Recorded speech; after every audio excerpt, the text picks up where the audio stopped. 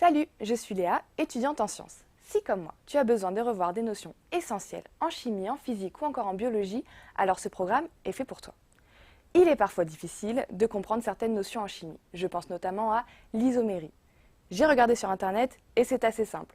On parle d'isomérie lorsque deux molécules possèdent la même formule brute, mais ont des formules développées différentes. Ces molécules auront des propriétés physiques, chimiques ou biologiques différentes. Mais ça se complique lorsqu'on parle de stéréoisomères, d'isomères de constitution, d'isomères de configuration ou même d'isomères de conformation. Où est la différence et quelles sont les connexions? Je vais demander de l'aide à Christophe Bourg, enseignant-chercheur en chimie organique à l'université Paris-Sud, et regardons ça ensemble de plus près.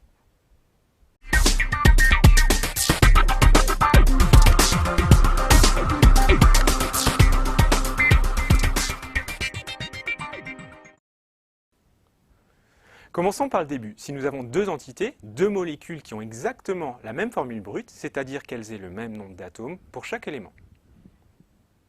Il s'agit donc de molécules identiques. Oui, c'est vrai.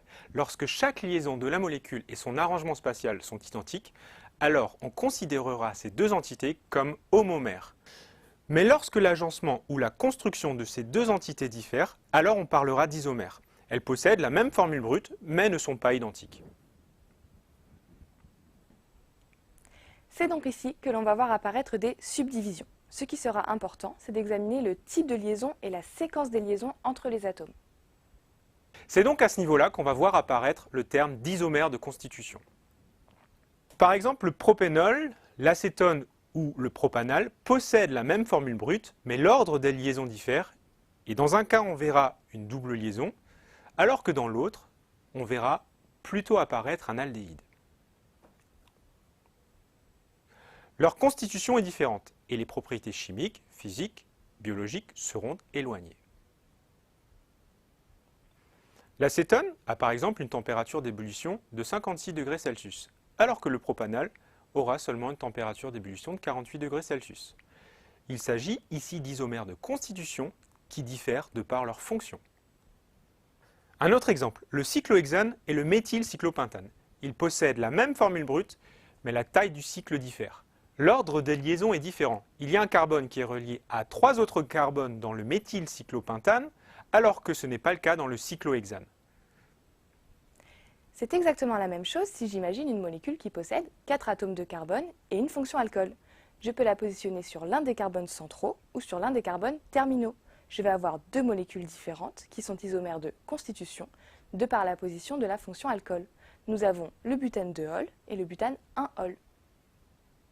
Continuons dans l'arborescence. Lorsque deux molécules de constitution diffèrent par l'agencement spatial des atomes, alors on va parler d'isomères de disposition dans l'espace ou plus simplement de stéréoisomères. Lorsque l'on passe d'une entité à l'autre, simplement par une rotation autour d'une liaison carbone-carbone, alors on parlera d'isomères de conformation ou plus simplement de conformères. Regardons ensemble ces molécules. On voit qu'elles ne sont pas identiques. On n'arrivera pas à les superposer. Mais si l'on effectue une simple rotation autour de la liaison carbone-carbone, alors on arrivera à avoir quelque chose d'identique. Si cette opération ne fonctionne pas, il s'agira d'isomères de configuration. Ils ont la même formule brute, mais des formules différentes dans un espace tridimensionnel. Nous avons deux cas de figure possibles. Deux molécules peuvent être images l'une de l'autre par rapport à un miroir, et donc non superposables, et seront appelées énantiomères. On peut voir ces deux sucres comme énantiomères puisqu'ils sont justement images l'un de l'autre dans un miroir. Mais également lorsqu'une molécule possède uniquement un carbone asymétrique, il y aura deux énantiomères. Tous les autres isomères de configuration qui ne sont pas images l'un de l'autre dans un miroir sont appelés diastéréomères. Je vais donner deux exemples. Lorsque l'on parle d'un alcène disubstitué, les groupements méthyle ou CH3 peuvent être placés du même côté, c'est-à-dire cis, ou bien du côté opposé l'un à l'autre, c'est-à-dire trans. Ils ne sont pas images l'un de l'autre dans un miroir, mais possèdent la même formule développée. Dans un sucre, on peut également trouver des diastéréomères. J'ai représenté ces deux sucres en projection de Fischer. Ils possèdent chacun deux carbones asymétriques, mais on voit bien qu'ils ne sont pas superposables. Pour rappel, lorsque vous faites une projection dans un miroir, tous les centres vont changer. et non pas seulement uniquement un carbone. Donc, si je résume, en comparant deux molécules, je dois voir si elles possèdent la même formule semi-développée. Si la réponse est non, il s'agira d'isomères de constitution.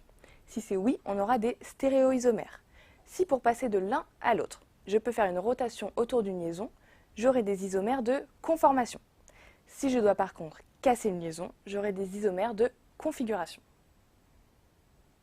C'est parfaitement bien résumé. Je vais ajouter une dernière chose. Les isomères de configuration qui ne sont pas plans peuvent être chiro. C'est notamment le cas des énantiomères. Comme ils sont images l'un de l'autre dans un miroir, ils ne sont pas superposables. À l'image de mes mains, je ne pourrai jamais les superposer et elles sont donc chirales. Cette particularité est à connaître. Des énantiomères ne vont pas interagir de la même manière avec des récepteurs biologiques. Merci Christophe pour toutes ces précisions. C'est à voir et à revoir sans modération. Voilà, c'est fini pour aujourd'hui. N'oublie pas que pour bien maîtriser ces notions, rien de tel que de faire et de refaire les exercices que Christophe t'a préparés. À très vite dans cet espace de cours en ligne. Salut!